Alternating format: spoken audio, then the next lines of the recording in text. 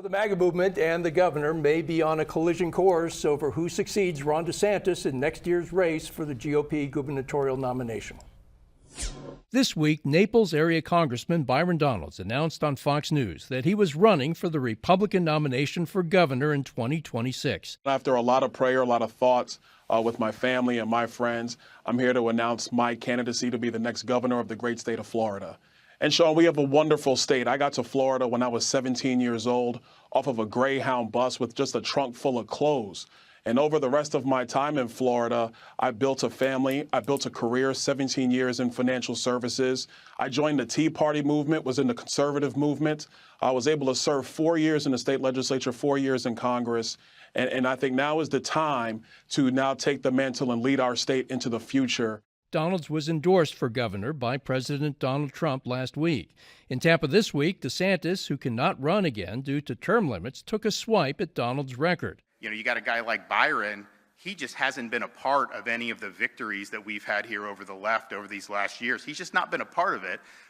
He's been in other states campaigning, doing that, and that's fine. But okay, well then deliver results up there. You know, that's what I want to see. I want to see them delivering results for the people of Florida. DeSantis suggested his wife Casey would make a good candidate for governor and that she would win more votes than he did. Travis, that's a pretty harsh soundbite from the governor there against Byron Donalds. Yeah, is this personal, or is this a MAGA DeSantis movement split? I wouldn't say it's a MAGA DeSantis split. I've been around Florida Republican politics since 1994 in the contract with America. I was an invitee of the press conference. I've been supportive of the governor and his agenda. Consider myself one of his friends in town, and certainly have invited him out to events and things. And it didn't leave me with a great feeling. I didn't feel real good about it. Starting a primary this soon. It's funny. I joked with him about his wife running for office in Ybor City at the Italian Club when he kicked off his first campaign. I don't think he took it I don't think it was very funny to him then. But now seems to be a great idea. I don't like Republican infighting. I'm sort of Reagan-esque in that, and it really did not leave me with a good feeling. I think that we don't get up and criticize. Let that race settle out. If you want to run your Casey, if she wants to run, which what I've heard from her in the public eye is that she's not very hyped up for running, but. If she decides to do so, it should be a vigorous primary. She is making speeches around the state that sounds like she's running. And very meaneful campaign ads on the internet. I'm going to tell you this. As a Republican, this president has the longest coat-tails of any I've ever seen in our party. Mm-hmm. And I wouldn't want to be on the flip side of that. Patrick, Byron Donalds challenged the governor, when the new teaching standards on Black history came out, suggesting that people who were enslaved benefited from slavery. Byron Donalds objected to that, and that's part of the rift between Donalds and DeSantis. I also think that DeSantis just wants to continue to control this state when he's not governor. And so he wants his person to be it. And when Donald Trump goes ahead and makes that endorsement, it makes his endorsement kind of secondary. And so I assume there's going to be a lot of Republicans who want to be governor of the state of Florida. I don't think this is just going to be Byron's walking in with a Trump endorsement. It's a big state. And this state's never elected an African-American statewide. Mm-hmm. You think it'd be hard for Donalds to win statewide? I think he's got to work. I mean, he has no structure statewide. Doesn't have a statewide name. He's really going to have to hustle. Lisette, the governor's wife has really high approval ratings among Republicans. The governor is touting her, and as I mentioned before, she's making speeches. And 2 universities have done polls that say that she would be doing very well with voters, the majority of voters. But, looking at it from a purely strategic point, like who would be her target audience that would gravitate to her? And when you look at the fact that, she would be, if she's elected, the first female governor of the state of Florida. We're one of only 18 that's never had a woman governor. Mm-hmm.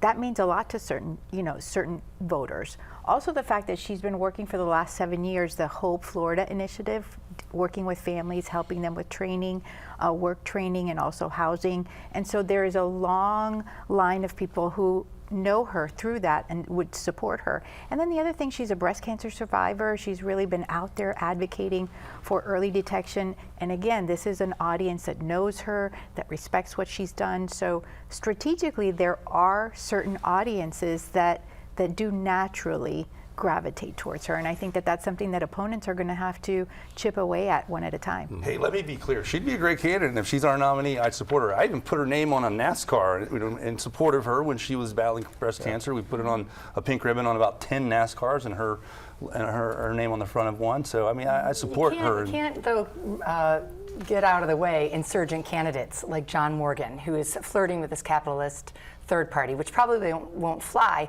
but he might be the right messenger with the right message. Remember, he brought marijuana to the table. This time it got 56% of the vote. There's a lot of folks that support that, would support his more moderate message, and there's a million no-party affiliates that nobody's paying attention to that he could come in and become very competitive if he aligned himself with the Democratic Party. Patrick, I want to bring up another sign of the rift between Trump and DeSantis, and happened this week. Andrew and Tristan Tate, the influencer brothers, who face charges in Romania of human trafficking, trafficking of minors, and sexual intercourse with a minor, landed in Fort Lauderdale this week.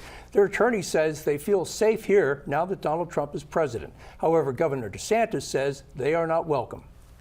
We have no involvement in that. I read about it through the media. Clearly, the federal government has jurisdiction, whether they want to rebuff his entry into the United States, and I have confidence that whether it's Pam Bondi or Kristi Noem, that they will be looking at that. I do know our Attorney General, James Uthmeyer, is looking at what state hooks and jurisdiction we may have to be able to deal with this. But the reality is no, Florida is not a place where you're welcome. With that type of conduct in the air. And I don't know how it came to this. We were not involved. We were not notified. I found out through the media that this was something that was happening. And Patrick, the Financial Times is out with a report today saying that the governor opened the door to make this happen. It's the free state of Florida. Everybody come here. It's so much better than the blue states. You know, this is what you get sometimes, and you have this immigration. You can't always do the things you want, but you know, we're getting ready to have a situation where if you got enough money, you come in this country with $5 million and do what you want to, and you know, jump the line. Yeah. And so you do see this mess, and you know, I'm happy the governor's trying to push him out, and hopefully he's good at it. Yeah, and I hope I didn't misspeak, but Trump, according to the Financial Times, opened the door to make this happen.